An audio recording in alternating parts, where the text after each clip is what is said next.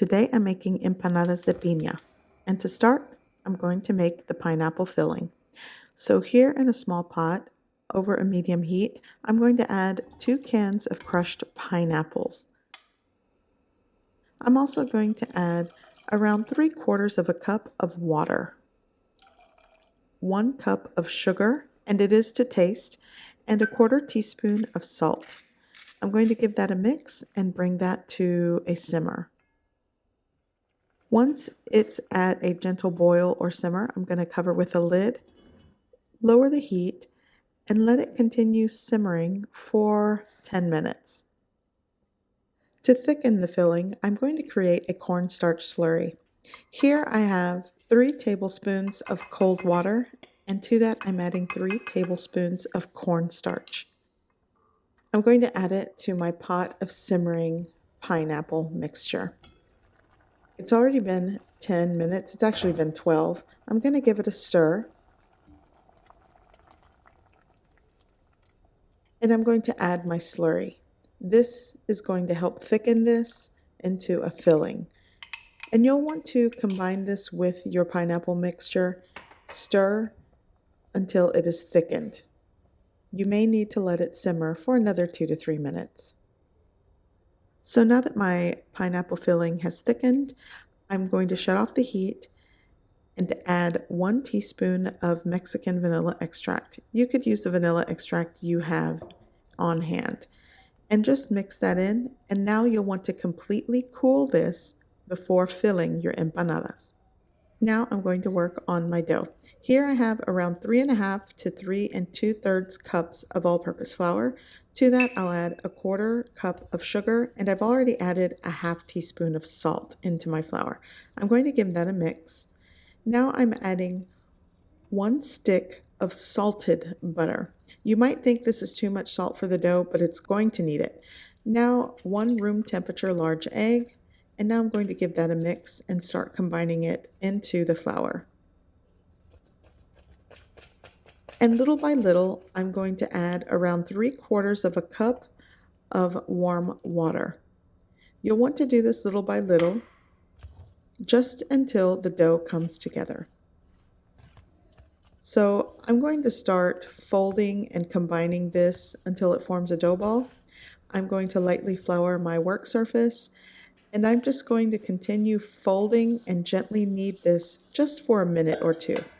I just really want this dough to come together. I'm not really trying to overwork the gluten. Once my dough has come together, I'm going to place it back in a bowl, cover it, and put it in the refrigerator to rest for about 30-35 minutes. Now that my dough has rested and chilled, I'm going to flour my work surface and start rolling out pieces of the dough. I'm going to work with 1/3 of this dough ball, just because my work surface area is not that big. And once I cut away a piece, I'm going to press it to get it started and then start rolling it out with my rolling pin.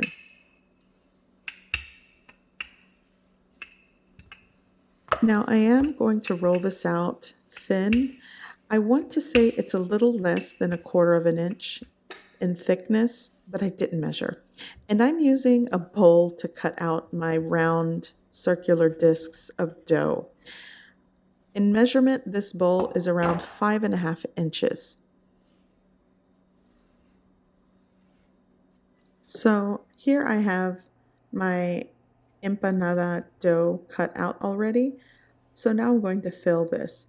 And you want to make sure, like I said earlier, to completely cool the filling. You don't want to work with warm or hot filling going on your dough. So I'm going to fill this up with about 1.5 tablespoons, maybe 2 tablespoons of filling. And I place the filling off-centered, like it's not quite in the center of this, and you fold it over, and you want to press firmly on the edges, squeezing out any air that you can get out of the center. And I like to do the half twist and press, or the fold over and press method. You can use a fork to crimp the edges, and it's easier to do when you're holding it in the palm of your hand, but for presentation purposes in the video, I wanted to leave it flat on the surface.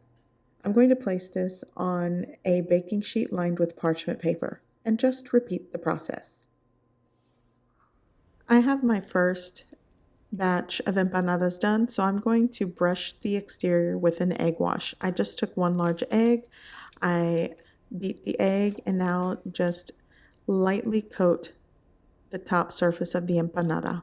You could also do this with heavy cream. I'm going to be baking this in a preheated oven at 350 degrees Fahrenheit for about 20 to 25 minutes. And you could add a small hole to the top of your empanadas to prevent any spillage from the center. With this dough, I ended up creating 16 empanadas in total, but it also depends how large or small you make the discs of dough. So once they have completely cooled for about 30 minutes, they're ready to eat.